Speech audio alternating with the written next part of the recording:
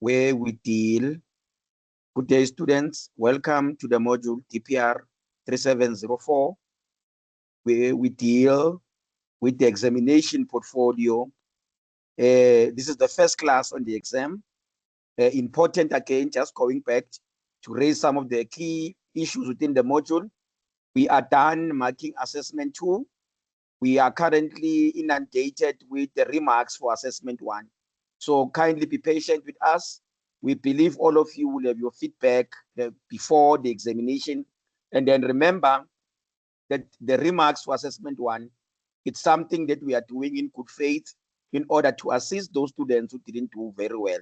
So remember, we did mark your assessment 1, meaning in this instance, we are under pressure to remark your assessments, and we are doing this from a point of good faith. We are ensuring that we, as much as possible, that we are assisting you. So it's not a matter of us delaying, but because of limited resources, we are delayed in terms of remarks because we don't have, in terms of allocation, sufficient time or sufficient resources. So that is why the remark is taking very long. Remember, we had to prioritize marking assessment 2 so that the system could be able to grant you your year mark or grant you a picture of how you are doing in this module and how you are going to go into the exam. So yes, most students did very well. Yes, we are currently inundated. We are busy with the remarks for assessment 1. Students have been getting feedback from last week. So yes, we are coming to yours. Remember, the deadline was the actual agreed deadline was that you submit for the remark before the end of April, and April ends on the 30th. So yes, we are coming to your particular case. It's important that your blog link is working, and many students, from my observation as the person who's doing the remarks, most students who submitted for the remark are doing very well. Most of them came back and they got distinctions from failing the assessment. So yes, it's a good opportunity. It works, it reflects very well in terms of improvements in the module, and it speaks to students who are applying themselves. They go through the trials and errors, and they were able to correct their own mistakes, or they've learned from their own shortcomings. So very good, well done to those students. They've been getting feedback with regard to the remark. We are going to continue onwards in the coming week doing the remarks until we finalize. The portfolio is due on the 2nd of June. Keep that in mind. I'm going to be dealing with the portfolio now in this particular class. Moving on. So important for the exam is for you to note that you submit only the blog link. Same as assessment 1. Do not bombard us with a lot of content in the actual PDF that you submit on the system. We only require the blog link. Everything will be able to access it from the blog. We should be able to access it from the blog, similar to a professional website whereby you go inside and then when you get in there, you find the social media handles. That should be the case. The blog is supposed to resemble a professional website.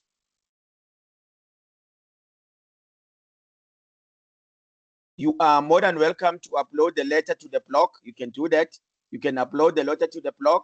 But in most cases is that once you did assignment 1, the letter was submitted with assignment 1, we're able to verify that you did go to an organization, but you are more than welcome. You are more than welcome to upload the letter to your blog. But if you did not, you will not be penalized in this instance. You can upload the letter to the blog. Most students have done that, even with assessment 1. The letter must be signed. Remember, the letter must be signed. It must not just be a blank letter. The letter must be signed by yourself and your contact person. Moving on. The blog link, similar to assessment 1, must be active. When we open that PDF, it must be active, meaning when we click on it, it must take us to your blog. We must not copy and paste it. It can't be. We must be able to click on it and then go to your blog. In most cases, once you are done, it will be in blue. Once you say enter, after you pasted that blog link, it will be in blue in terms of color. So it's important, copy it from your blog, paste it onto the PDF or the document that you're submitting for the examination. It must be active. We must click on it and then we must be taken to your site. Do not risk typing it, as you might miss some of the letters and then it doesn't work. We advise that you go to your blog, you copy it from the URL at the address section, you copy the blog link and you paste it to your assessment. Do not type it. There's a chance that you'll miss some of the letters. Please do not type your blog link, but copy and paste it to your assessment. Moving on. The latest date to submit the assessment is the 2nd of June, 2026. If the blog link is working, when we click on it, it takes us to your blog, you will get 2 marks. The interviews on YouTube, you get 4 marks for those interviews. Interviews with donors and interviews with sponsors. You need to get consent to conduct these interviews from the participants. You are welcome to do only audio interviews, but those particular audio interviews must be converted into a video format or MP4 so that they are able to be deposited on YouTube. You can blur the faces, especially when dealing with minors. We can blur the faces of any individual who does not want to appear on camera. Henceforth, we even advise that we even recommend actually going through and actually using audio interviews. So we are more than welcome. If you get consent, you can do proper video interviews. If you don't get consent and people are reluctant or they just do not want to appear on camera, you are more than welcome to just do audio interviews. And support, they must be embedded or deposited on your YouTube channel, the channel that you created for the NPO. And we will access this video through this YouTube handle in your blog, the same YouTube handle you created for assessment 1. We should be able to click on it, find the video that we asked for in assessment 2, and also see the section whereby you are interviewing donors and sponsors. Thank you very much. Moving forward.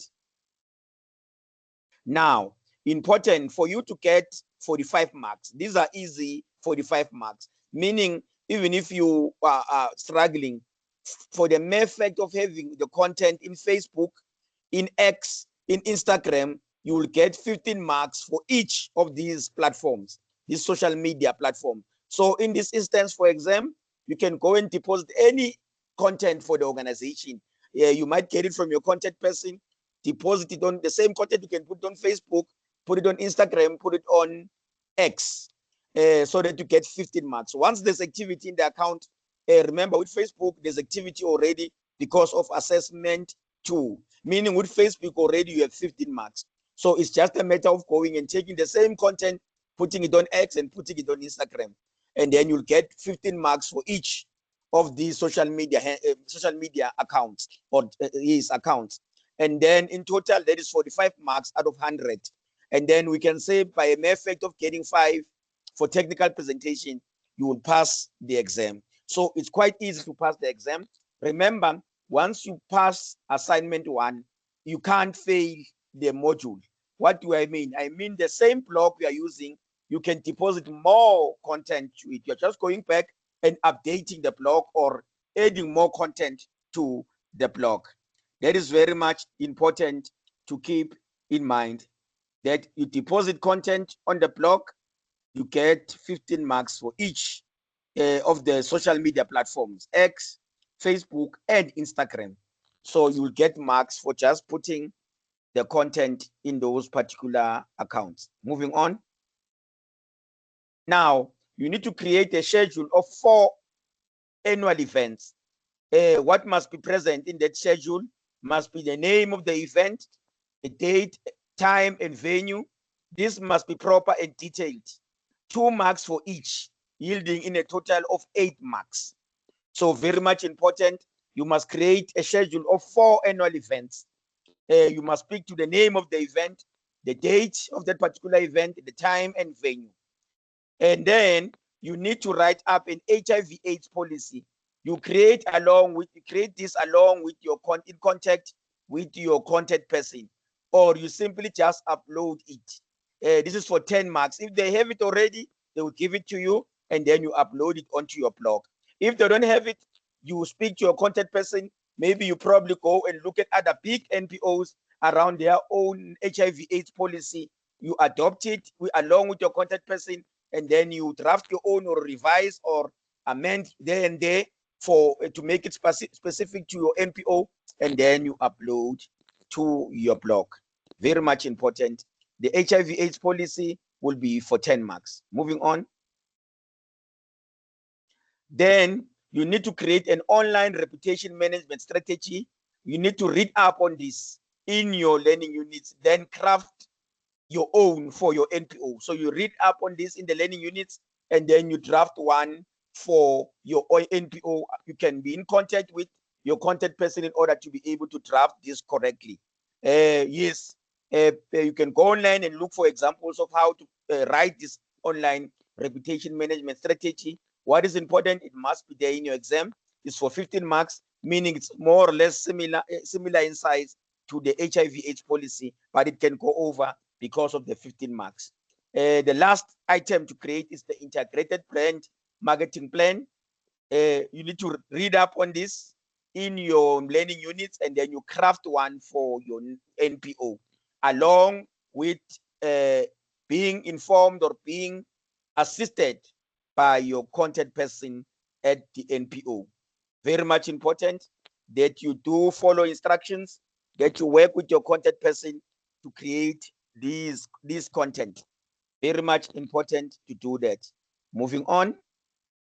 Now, for technical presentation, you need to ensure that your blog is coherent, that it's similar to a professional website, that it's neat in terms of how it's arranged. Make sure that it's easy for us to locate the content. Again, most important issue, I almost forgot to speak to this. You are using free blog sites. The more content you put on your blog, the more risk of the blog host has asking you to pay for the blog, because now you are using a lot of space. I've seen many cases with students in terms of assessment one, whereby already when they create the blog, they've bombarded the blog with a lot of content that is not required in this module. So the case, what can happen is that once you try and upload exam content, you might experience issues. You might experience problems because your blog will be bigger than a free blog on that particular host, and then they will require you to pay. So I'm requesting you to delete content that is not for this particular module on that blog site, regardless of the fact that maybe the NPO is considering using your blog even after you are done with this module. But in the meantime, I would say for the purposes of examinations and ensuring that you remain within the free parameters of your blog host, do not put content that we have not asked for in this module. Very much important. A free blog site will only allocate a certain amount of space based on megabytes. Now, once you put other content that is not asked for in this particular module, it can balloon that particular your site, leading to an issue of you having to pay for the blog.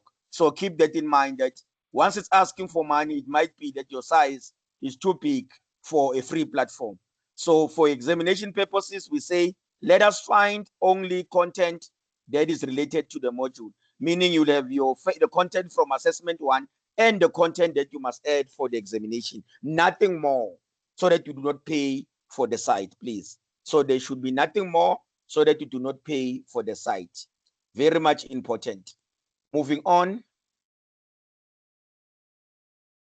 I would like to thank you, and I want to wish you the best of luck with regard to doing this examination. Remember, do your best.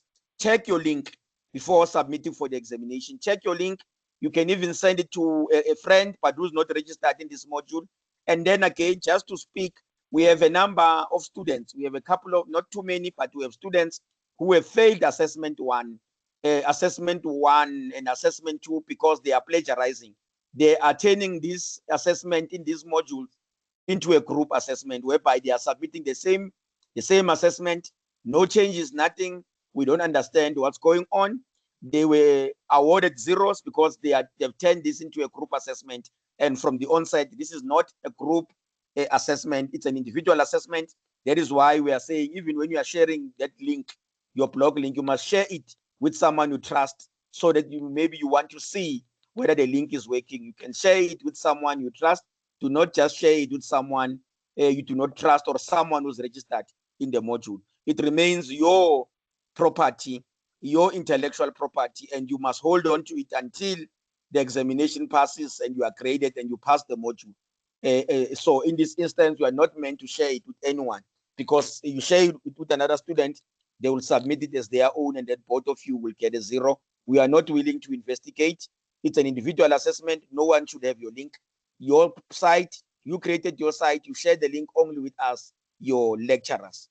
Thank you very much, students. Good luck. I wish you all the best.